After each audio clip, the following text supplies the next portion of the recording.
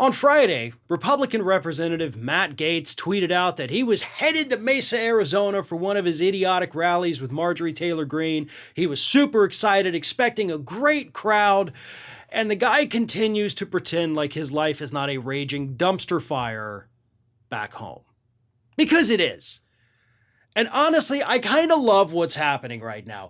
Over the past week, we have had countless breaking stories about the trouble that Matt Gaetz is in, and each story that comes out, of course, implicates him even further. Obviously, last Monday, Greenberg switched his plea from not guilty to guilty. They dropped 27 charges against him as part of this plea deal. So yeah, he's flipped on Matt Gaetz.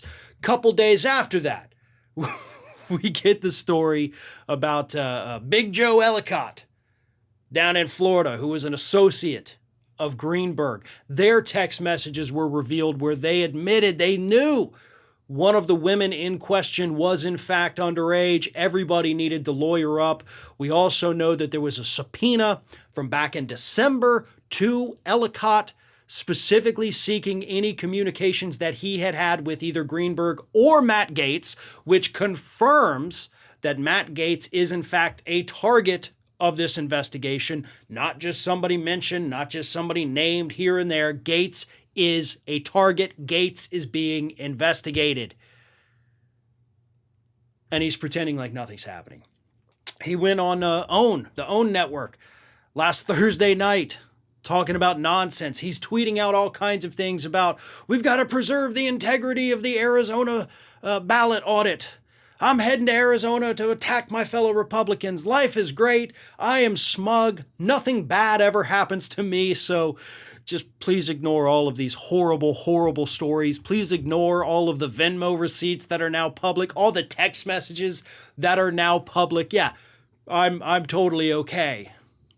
And at this point, I honestly can't determine whether or not Matt Gaetz is doing this as a bit of a PR strategy or if because he legitimately thinks he's okay. So let's take a look at both of those real quick. First and foremost, maybe Gaetz actually does think he's not going to get in trouble for this. That wouldn't be surprising considering the fact that Gaetz has gotten away with just about everything for his entire life. I mean, the DUI is, of course, the one everybody always goes back to because that's the best answer, right? The guy should have faced severe, stiff penalties for the DUIs, but Daddy in the state of Florida had a lot of power, got him out of trouble. Gaetz' own friends from high school have admitted that the guy never grew up. He's still the same guy he was back when he was 18 years old. He hasn't shifted out of that mentality because he's never had to.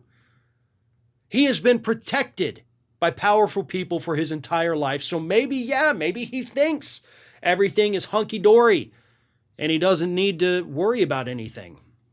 Or, and I do think this one's the more likely, he's trying to run this slick PR campaign, going out there telling people that, look, it's a witch hunt against me. Where have we heard that before?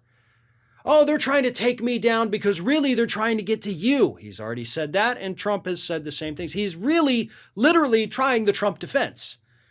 Pretend it's not happening. Say that you're the victim, just like he did in the early days. Remember, like, what happened with the blackmail scheme, right?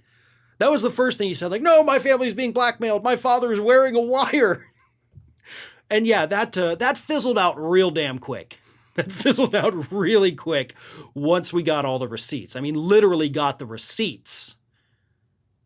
So that's where we're at right now.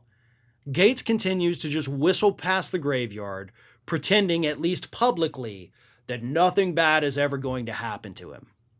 But I have no doubt in my mind this ends with Matt Gaetz going to jail. Unless, of course, Matt Gaetz has bigger people to flip on. You know, maybe that's a possibility. I don't know. I don't think it is. I would think if it were, investigators would be already working with Matt Gaetz trying to flip him. But he's the target. We know that now. The subpoenas to other individuals proved it. Seeking their communications with Matt shows that Matt is the one they're looking at. The fact that they've got Greenberg already flipping on him, the fact that they're trying to get the ex-girlfriend to flip on him, Matt Gaetz is toast. He knows that his days are numbered, not just in Congress, but perhaps even as a free man. So he can pretend otherwise all he wants, but the evidence that's available right now doesn't paint a rosy picture for Matt Gaetz' future.